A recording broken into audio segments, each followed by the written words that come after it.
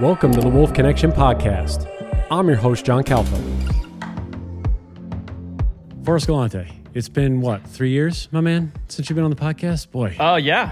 Since the early days of the show, I believe. Yeah, seriously. You were like one of the first 25. Yep. And when I look back at that, I was like, how did we get you, first of all? I was like, why not? I know, why not? It was just crazy, though. Well, because, you do a lot of things. You're traveling the world. You're TV shows and YouTube, and we just got done filming outside in the somewhat heat. And you somewhat, gets a little hot out here. But I mean, I always like to ask you, what keeps you coming back here? It's just like, it seems you have this really great grounded connection to what we do and what we are. What is it with you? Yeah, it's a good question. I mean, I think, I like predators. I've always liked predators. My specialty is in reptiles more than anything, but some of my favorite trips I've ever done are darting lions and, catching big crocs and stuff like that. And this is the only place that I'm aware of in Southern California that primarily focuses on predators and being wolves. And I don't know, you guys are right down the road from me. It's only 2 hours away. And I love some of the animals here. I mean, I don't know. I just like this place. It's awesome. Totally. It's always good to have you out here too. What's been your experience with wild wolves? Have you had any trips? I know you go all over the world. I mean, I haven't done, I have friends who've done translocations and darting and stuff like that. I haven't done too much of that. I've done some trapping of wolves a little bit, and, not for your audience in particular, I should clarify, not fur trapping or anything like that, like trying to get genetics and camera trapping and stuff like that. But I've seen wolves in the wild a handful of times in Alaska, Canada, North America. It's not something I'm a specialist at, but I've certainly had a little bit of experience with wild wolves. Wow. Yeah, I mean, because we were just filming and we're doing these things, and what is it about them? And well, obviously, I think we'll just jump right in because there's so much going on right now with wolves. I mean, there always is, right? It doesn't always seem like there's always a million things happening with wolves, whether it's legislation or there's some form of poaching that's happening. And there's always something. There's always something going on, and I'm sure you saw what happened in Daniel, Wyoming, and with that wolf pup. We talked about it on my podcast. It's horrendous. It's horrendous, yeah. And it's just from your perspective, again, because you have such a wide purview of where you go in the world. Yeah. And what is it specifically from your perspective about wolves that there is such this divisiveness? Because it doesn't seem to happen really for many other species, if at all. There's not this, right, left, blue, red, whatever it is. Wolves, there's very rarely a down the middle approach. I think when we look at predators across the globe, wolves are the only one that have consistently lived throughout Western history, right? Not global history. There's crocodiles all over the world, but not where Western people live, right? And if you think about what we know as Westerners, as Americans, all of our stories come from the Americas or basically the Western world, right? The United Kingdom, Scandinavia, so on and so forth, where wolves are the alpha predators for the most part. Mm-hmm. And so for the entirety of our lineage's human history, it's been man versus wolf, right? Because wolf is the big bad predator throughout Scandinavia, throughout the United Kingdom, throughout North America. And so they have become vilified through Little Red Riding Hood and the Big Bad Wolf and the Three Pigs, and every children's story, everything creates an enemy out of wolves against human beings, and that is, in my opinion, the root of this whole evil wolf thing. It's come from many, many generations of human history of the big bad wolf and the sneaky wolf that's going to get you in the night and pull you out of your tent and blah blah blah. When we know very clearly through literally every account that there's been six counts of wolf-caused human death in human history or something in like 100 and some odd years. Something it's like crazy. That. Yeah, it's 6. That's it. You're way more likely to die on the 405 driving here than you are. I could sit with a meat skirt out in the wilderness trying to get a wolf to kill me, and it couldn't. My opinion is that's what's created the stigma of evil wolves. And then you grow up, especially in America and today, and I don't want to turn this into a political thing, and I'm not very political, but, everything's very divisive. It's left or right, it's blue or red, so on and so forth. And you sort of you don't have the choice to be neutral. You have to fall on one side of the coin or the other. You're either a tree-hugging hippie who loves them, or you're a toothless redneck who wants to murder them, right? And there's nowhere in between. And you have to identify with one group or another in order to be socially accepted by your peers. So I think it's just a result of where we live now. Yeah. So as a creator, I'm sure you do come across things that, you're certainly getting firsthand experience with all sorts of species, particular species that maybe there's worldwide misunderstandings about. As a creator, from your creative brain, what's like the first thing you think to do when you come across that kind of misinformation and you think, I got to correct this somehow using my talents? It's funny. I have a friend, this girl, Cass, who lives out in Florida, and we were just having this discussion because she's a shark biologist. She's a shark researcher, and she likes to like jump on people. She hears this, she's going to kill me, but like she likes to jump on people and be like, that's not how you should treat sharks. And it's like, well, that's, in my opinion, the wrong way to approach it, right? And if she hears it, she's going to be all mad that I said that because she's not really that difficult. So I won't be sending this to her. But like we were just discussing this when I was on a shoot in Florida last week, and it's the same thing with sharks. The reason I bring this up, it's the same thing with wolves. It's the same thing with crocodiles. It doesn't matter what the predator is. If you across from me, Steven, go, wolves are bad, and I go, no, you're wrong, you idiot. Wolves are great. Yeah. We're never going to meet in the middle. We're never going to see eye to eye. I'm never going to change your mind. But if you go, wolves are bad, and I'm like, yeah, they are bad. In fact, they're fucking badass. And let me explain why, right? And you turn that into an open dialogue, and you start to explain, like, you're absolutely right, but here's something you didn't know. And you don't do it in a way like that where you sound like an arrogant prick. But, you do it in a way where you're like, but did you also know this? And did you also know that? And did you know that only 6 people have been killed in the last 100 years? And you do it in an open discussion forum. My opinion, anyway, as a creator and just a science communicator, is don't come out of there thinking you've changed their mind. Just come out of there having given the person that has a different viewpoint to yours a little bit more information. Right. And that way they can come to their own conclusion. And the next time you see them, bring it up again. Give them a little bit more information, and just allow people to open their minds to it as opposed to tell them what they believe is wrong. Yeah, and agree it, there's so many different kinds of people out there with different lifestyles and different histories, and you can't blame anyone kind of for where they're at. Dude, if I'm a sheep farmer, wolves are assholes. Right? Yeah. Like, wolves are assholes. Like, they eat my sheep. But hey, let's talk about this. Who was there first? Like, how many sheep do you have? How many wolves are there? Does it really matter? Like, how much is your actual financial damage if you consider it? Like, oh, wait a minute. Like, I guess wolves aren't, they've killed 4 sheep. I guess they're not that big out. You know what I mean? It's like, just meet some commonality as opposed to like telling people they're wrong. I'm sure you've come across other species at least that are in seemingly inconsistent conflict with. Oh, everything. I don't think there's anything I can't think of a single species in today's world that isn't in conflict with human beings. I think one of the biggest problems, too, when it comes to wolves in specific is what you see is, like, take a state like Colorado, for instance, right? Colorado, if I'm not mistaken, correct me if I'm wrong, they voted in for reintroduction of wolves, right? Guess who voted in the reintroduction of wolves? People living in the city of Denver, who will never see a wolf, right? The people who didn't vote in the reintroduction of wolves or voted against it are the people that live out in the country that will have to deal with wolves. And I think both sides, well, certainly the side of the farmers and ranchers that live out in the country, they know that it was voted in by people that have no connection to it. And so they hate that even more, so they become more adamantly opposed to it. Yeah. And it just speaks to that divide. It's like there is no relationship for the most part, between the people that are making the decisions and the people that are actually interacting with the ecosystems and the animals. And that's the issue overall, like on a whole, in my opinion. If you could get all of those city people in Denver to go out into the wilderness and experience what wolves are like in the wild.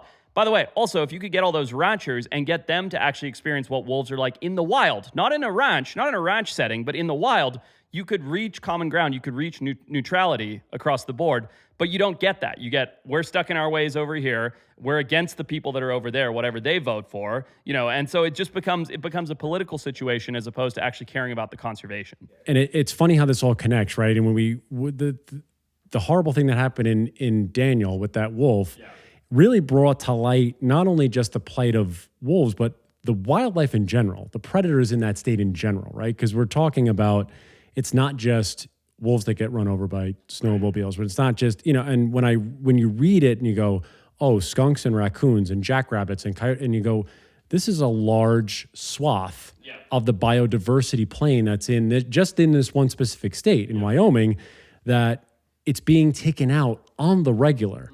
And so when that happens, just how nothing stays in the way it should. Everything's out of balance. It's totally imbalanced. And I think that's what some conservationists and some groups are now starting to realize, is that we're not framing this just as a wolf issue or a coyote issue. It's a wildlife biodiversity issue. I think, I don't know if you're familiar with the organization Rewild. They used to be GFW. I don't know, Global Wildlife something. I don't know. It doesn't matter. But they're Rewild now.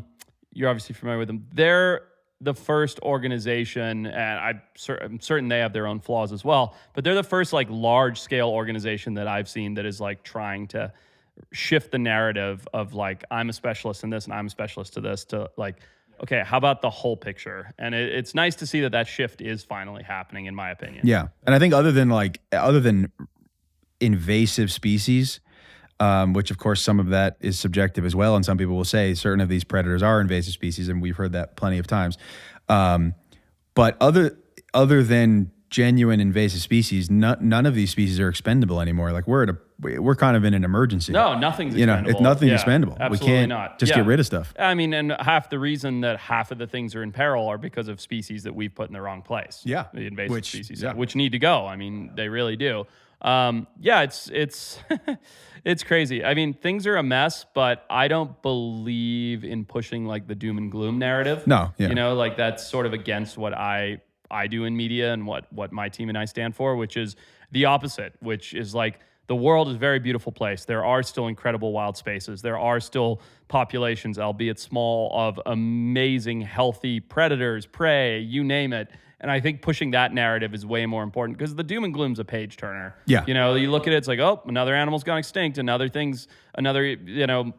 beautiful primary forest is being chopped down for a mall. Like, it's just a page turner. It doesn't even register anymore, because that's all we see in the media is doom and gloom. Yeah, and that's the problem with that, is like you try to find the positives out of it. And I think that's where, or not even the positives, just saying, hey, there's a way forward in a lot of these doom and gloom scenarios, or a lot of these scenarios. I mean, from your perspective, again, as you go around the globe, how much of a dire situation, if anybody was to look at you and say, Forrest, you've been all over the globe, where do we actually sit in terms of biodiversity crisis and wild places shrinking to a point where we're at in 2024? I think we've reached critical mass, or critical, we've blown through it, but it takes a long time for us to catch up to the realization of it. So how can I explain that better? We're in big jeopardy, and you can look at basically any impoverished island nation to get a good example of that. Madagascar is a perfect example. Madagascar is one of the most incredible places in the entire world. Like, the amount of biodiversity, the amount of endemic species, unbelievable. Fucked. Like, if you could look it up there. I don't know what I think less than 8% of the country is still wild area or something like that, right? But yet, if with your head in the sand as a Westerner, as a tourist, whatever, you're like, Madagascar, let's go there and see chameleons. Right. You don't understand, there's only 8% of that entire gigantic island that's still wild. And of that 8%, it's not protected, it's not patrolled, it's just people just go in and shoot stuff when they can. And it doesn't mean it's not an incredible nation, but it's the Easter Island syndrome. You guys know Easter Island, the imploded its population by cutting down all the trees and losing all its resources. We'll do that to the planet. We will. And we're on our way to doing that, but everybody's just focused on their own little thing, or everything's fine. There's a few bushes over there that look healthy, but this area is no good. It's like everybody's just focused on their own little thing. The big picture is a mess. Well, and I'm glad you explained it that way, because I think I agree with you in that we see things from the perspective we want to see them in, obviously, right? And we look at it, and I think that's what I think from our perspective, at least because we're in the wolf world, and we're in the wolf dog world, and we see, and I've said this to multiple, but the Carter Niemeyers, the Doug Smiths, the people that have lived this for decades, especially in this specific scenario, is that if we could theoretically, and I mean, when I say solve the wolf problem, I don't mean like eradicate the wolf. I'm talking about we solve this disconnect, this vitriol, this hate, this management, all of these. If you solve that problem, that to me is the domino effect that could basically take that, like could be the crux that will help the rest of these wildlife problems, because it's so divisive. There's so much anger. There's so much whatever it is on either side, that if those two sides can come together, or like for shark, if there's a shark thing that comes together, if you help one of these big apex megafauna predators, I mean, you could just be like, all right, well, how do we do it for the wolf? How can we do it with these, sections of trees, these types of lands? Do you agree that it would take something of that caliber? It doesn't have to be wolf, but something like that to get people in the right mindset to be able to do things. The problem with wildlife conservation management is every single species and situation is different. Because the people who are going to have conflict with wolves are very different from the people that are going to have conflict with sharks. That being said, you have to have a blueprint for how to marry those. And I think that's the hardest thing that people don't seem to understand about wildlife conservation. There is no blanket resolution to anything in conservation. Like, you have to manage every single situation as its own independent thing, and that's why it's so disjointed and disconnected. But I absolutely agree. If there were a blueprint for how to resolve the human-wildlife conflict mitigation in a non-lethal format, in a non-lethal way for wolves, then that could create a blueprint for how to manage large predator species in a modern world, which we don't have. Because the reality is, throughout human history, anytime there's been conflict with a predator, you put a bullet in its head, or an arrow, or a spear, or a fucking blunt stone thing. You know what I mean? Like, it doesn't matter. You kill it and move on.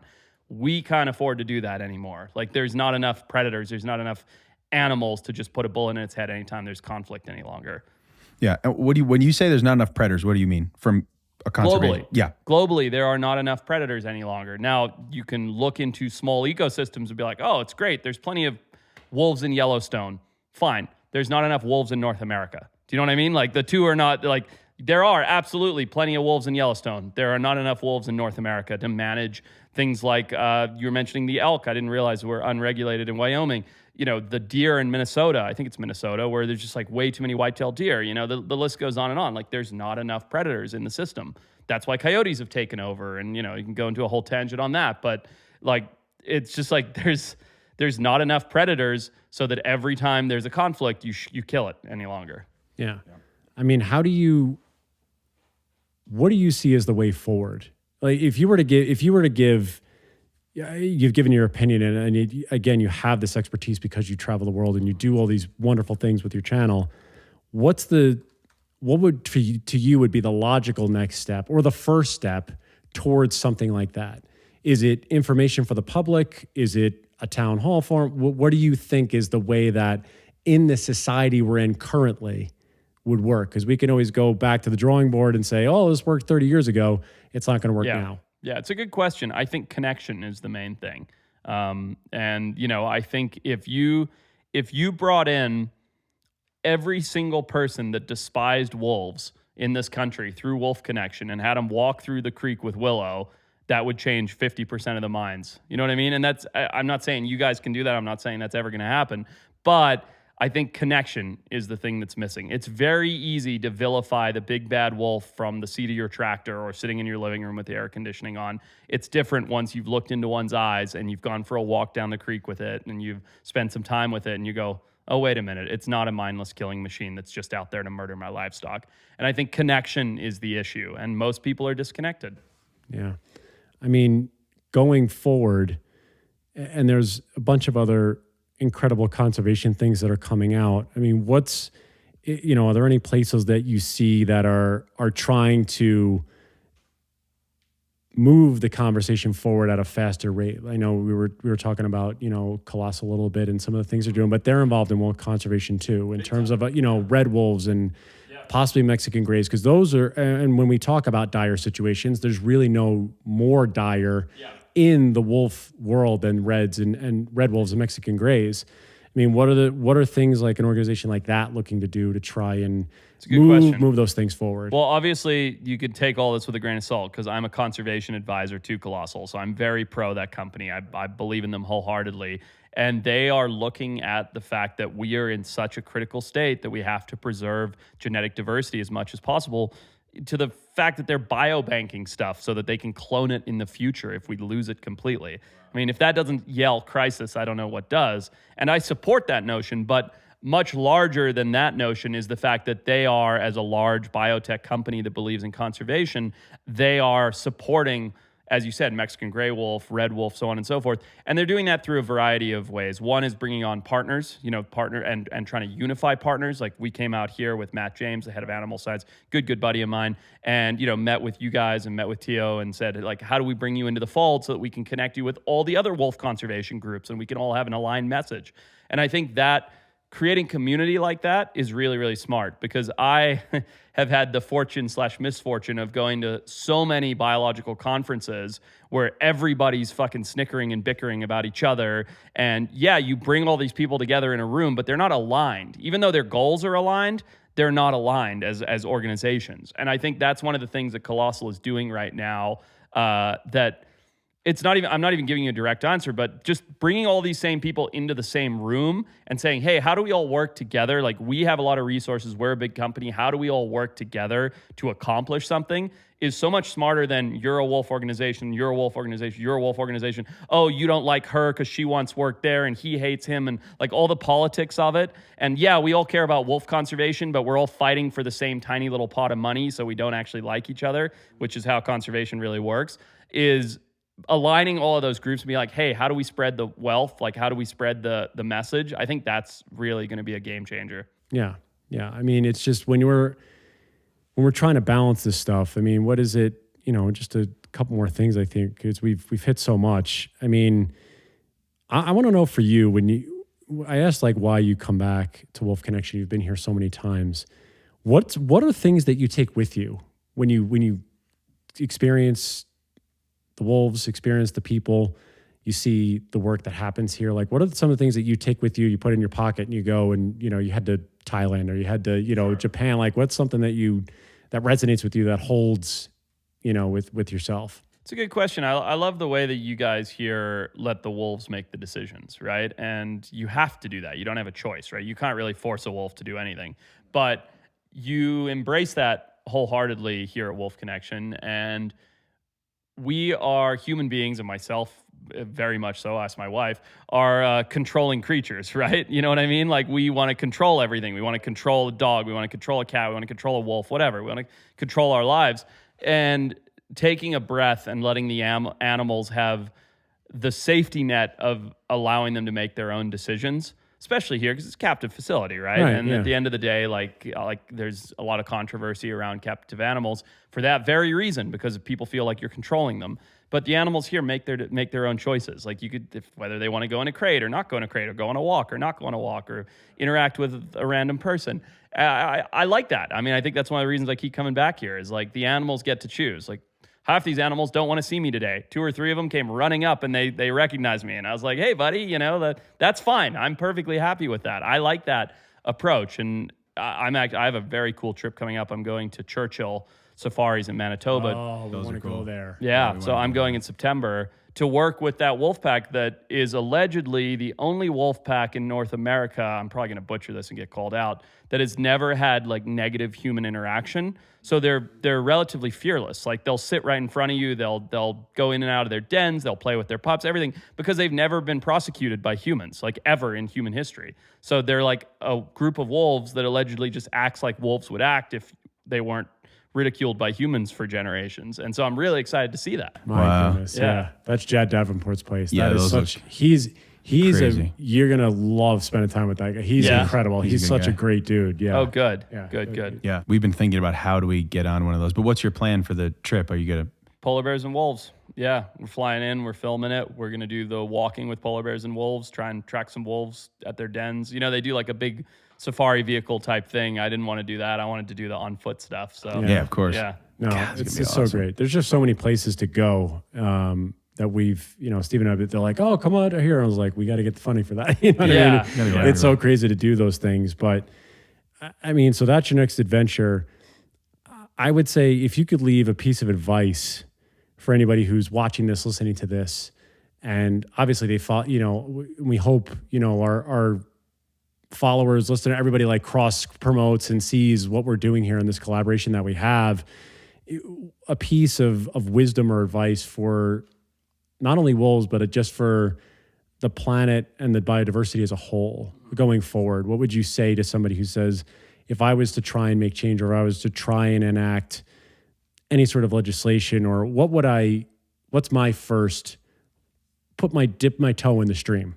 What is it? I think most people feel helpless, like there's nothing I can do that's going to contribute.